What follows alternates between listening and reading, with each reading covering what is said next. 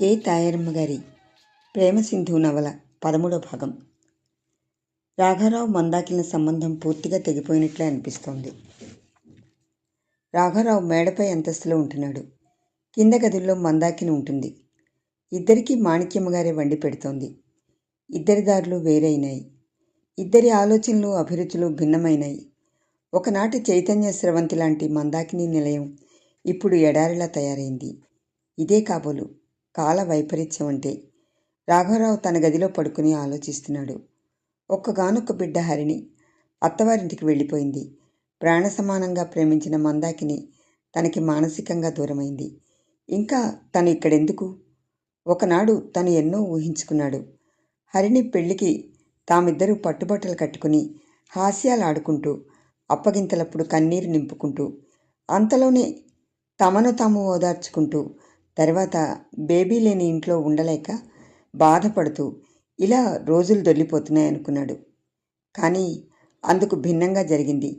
Baby లేని ఇంట్లో తాను భార్య వేరువేరుగా కేవలం ఏ సంబంధం లేనట్లు జీవిస్తున్నారు. అయినా ఇంకా ఆమెతో తనకేం సంబంధం ఉంది? ఆమెకు అనుకూలంగా విడాకులు ఇచ్చాడు. ఎప్పటికో కన్నులు మూతపడ్డాయి. దుర్గాపురంలో బస్సు దిగి గుడివైపుగా నడవసాగింది. ఇప్పుడు ఊరు చాలా మారింది. దుర్గ గుడి కూడా కొత్త అందాలను సంతరించుకొని వెలిగిపోతోంది. మొగలి డొంకల మధ్య బాటలోంచి నడుస్తోంది మందాకిని. దూరంగా సముద్రఘోష వినిపిస్తోంది. ఒకప్పటి తమ ప్రేమ సంకేతాలు ఇవన్నీ అనుకుంది కొన్ని ప్రదేశాలు చూస్తూ. దుర్గగుడిలోంచి జైగంటలు వినిపిస్తున్నాయి వీణుల విందుగా. అవధాని ఎక్కడున్నాడో? ఒకనాటి సూరణ అవధాని గారి ఇల్లు ఇప్పుడు శిథిలమైంది. ఎవరూ అక్కడ లేరని వినికిడి. తమ తల్లిదండ్రులు కాలగర్భంలో కలిసిపోయారు. అన్న గవర్నమెంట్ ప్లీడర్గా ఎక్కడికో వెళ్ళిపోయాడు. ఆనాటి తమ ఇల్లు ఇప్పుడు ఆసుపత్రి భవనంగా మారిపోయింది. గాఢమైన నిట్టూర్పు వెలువడింది మందాకిని నుండి. అవధాని గారి ఇల్లు ఎక్కడా? అంది ఎవరినో ఉద్దేశించి. ఏ అవధాని గారు? సూర్యన్న గారి అబ్బాయి రామావధాని. రామావధానికి ఇంకో పేరు రామశర్మ. అదిగో అంటూ ఓ పూరిపాక చూపించి అతను వెళ్ళిపోయాడు. అవధాని ఉన్నాడా? లోపల ఉన్న ఎవరో ప్రశ్నించింది. సంకలో ఓ బిడ్డ, చేతిలో ఓ బిడ్డతో వచ్చింది ఓ స్త్రీ. ఎవరు అంటూ. గతుక్కుమంది మందాకిని.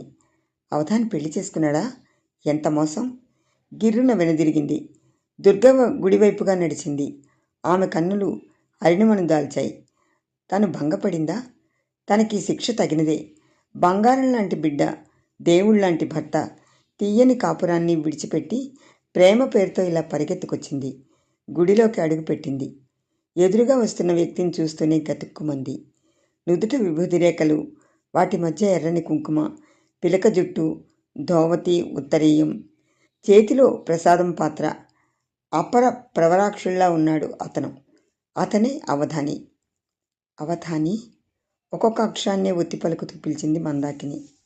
నువ్వా గంగా? ఆశ్చర్యం మిళితమైన స్వరంతో ప్రశ్నించాడు అవధాని. నువ్వు పెళ్లి చేసుకున్నావా? సూటిగా ప్రశ్నించింది. లేదు. ఆమె ఎవరు? ఆమె అంటే? నీదనుకునే ఆ కుటీరంలో నివసిస్తున్న ఆమె. ఓ, ఆమె ఓ అభాగ్యురాలు. భర్త వదిలిపెట్టాడు. నా అనుకునే ఎవరూ లేరు. నేను ఆశ్రయం ఇచ్చాను. అవధాని, లోకంలో ఎందరో అభాగ్యురాళ్ళు ఉంటారు. అందరికీ ఆశ్రయం ఇవ్వగలమా? అయినా ఒంటరివాడివి. పగలబడినవాడు అవధాని. అనాథలకి అన్నీ పోగొట్టుకున్న వారికి ఆశ్రయం ఇవ్వచ్చు. కానీ సమస్తం ఉండి అవివేకంగా తమ జీవితాలనే అవహేళన చేసుకునే వారికి ఆశ్రయం ఇవ్వడం నా అభిమతం కాదు. అవధాని, అవును గంగా, నేనెవరికి తెలియకుండా ఇక్కడికి వస్తే నువ్వు నన్ను మర్చిపోతావనుకున్నాను. నీ తీయని కాపురాన్ని నిలబెట్టుకుంటావనుకున్నాను. కానీ అందుకు భిన్నంగా ప్రవర్తించావు.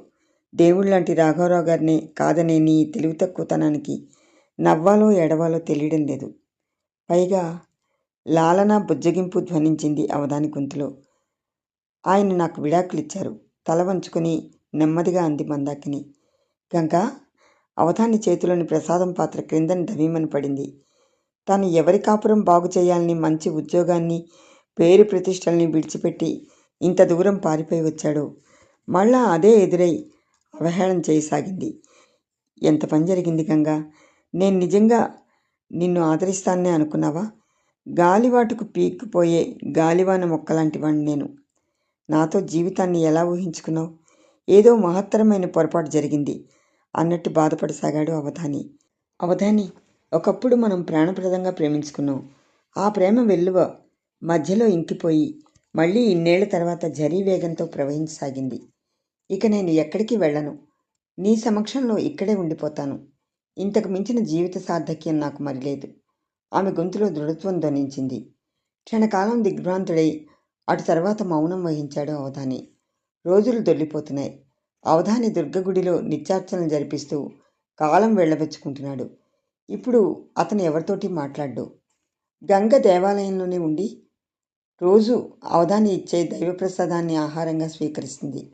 కటిక నేల మీద నిద్రిస్తుంది. ఆమె తీసుకున్న ఆ నిర్ణయం ఎంత సమంజసమైనదో ఆమెకే తెలియదు. ఉదయం సాయంకాలాలు దుర్గా సహస్రం వల్లెవేస్తూ ఉంటాడు అవధాని ధ్వజస్తంభం దగ్గర కూర్చుని. అతని ఆనతి దూరంలోనే కూర్చుని పువ్వులు మాలలు కడుతూ ఉంటుంది గంగ. ఈ వైపరీత్యం ఏమిటి? ఇద్దరి ఊహల పరిధిలో ప్రేమ సింధువు పరిధులు దాటి ప్రవహిస్తున్నట్లే అనిపిస్తుంది. కావిరంగు పట్టుచీర, నుదుట విభూది, దాని కింద పెద్ద కుంకుమబొట్టు, పిరుదల వరకు వేలాడే పొడవైన జుట్టు, ఏ దివ్య శక్తులను సంతరించుకున్న కళ్ళు. గంగ మూర్తి విభవించిన శక్తి స్వరూపిణిలా ఉంటుంది. సింధువు చెలియలి కట్టి దాటితే ప్రళయం సంభవిస్తుంది. లోకాలు మునిగిపోతున్నాయి. మరి స్త్రీ? గంగా అని పిలవాలనుకుంటాడు అవధాని. కానీ పిలవలేడు. అతను పిలుస్తాడేమో అని ఎదురు చూస్తూ ఉంటుంది గంగ. కానీ నిరాశ ఎదురవుతుంది. నీలిరంగు ప్రేమ సింధువు, అందులోంచి ఉదయిస్తున్న రక్తగడ్డ లాంటి సూర్యుడు తను. అవధాని చెట్టాపట్టాలేసుకొని ఆ సాగరం వైపు నడుస్తున్నారు. ఏవో అదృశ్య శక్తులు బీభత్సం చేస్తున్నాయి. ఏ శృంఖలాలో వెనక్కి పట్టిలాగుతున్నాయి. ఏమిటిది? గంగలో ఆలోచనలు సుళ్ళు తిరుగుతున్నాయి. గంగ, నేను ఊరెళ్తున్నాను.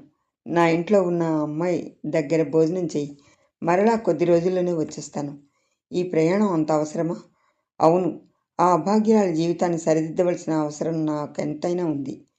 ఆమె భర్తను వెతికి తీసుకొస్తాను అంటూ వడివడిగా అడుగులు వేస్తూ అటు నుండి కదిలాడు అవధాని. అలా చూస్తూ ఉండిపోయింది గంగ. సశేషం.